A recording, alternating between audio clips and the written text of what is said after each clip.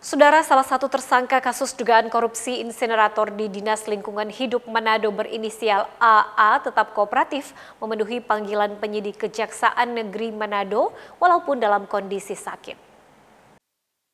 AA, salah satu tersangka kasus insinerator DLH Manado, keluar dari kantor Kejaksaan Negeri Manado menggunakan kursi roda dan didampingi kuasa hukumnya. Walaupun dalam kondisi sakit, tersangka diperiksa penyidik Kejari Manado secara berturut-turut selama 3 hari. Kuasa hukum tersangka Liva Malahanu mengatakan terus mendukung Kejari Manado menuntaskan kasus dugaan korupsi yang sudah hampir 5 tahun berjalan. Menurut Liva, Kejaksaan Negeri Manado saat ini baru menetapkan 3 tersangka dan bersiap membawa perkara ke pengadilan.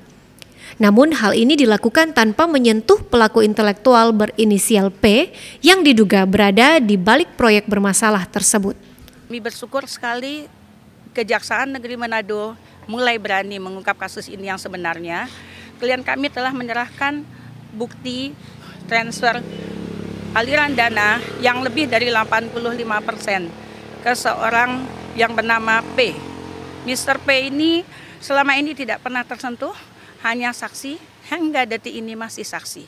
Tapi kami yakin dan kami percaya jaksa pada Kejaksaan Negeri Manado akan mulai punya taring ataupun unjuk gigi pula bahwa kebenaran akan terkuak siapa sebetulnya yang patut dipersalahkan di mata hukum atas proses perkara pengadaan insinerator pada Dinas Lingkungan Hidup tahun anggaran 2019 Kota Manado. Sementara itu, Kejari Manado Wagio menegaskan penanganan perkara ini akan dilakukan secara efisien, tepat, dan tidak berlama-lama.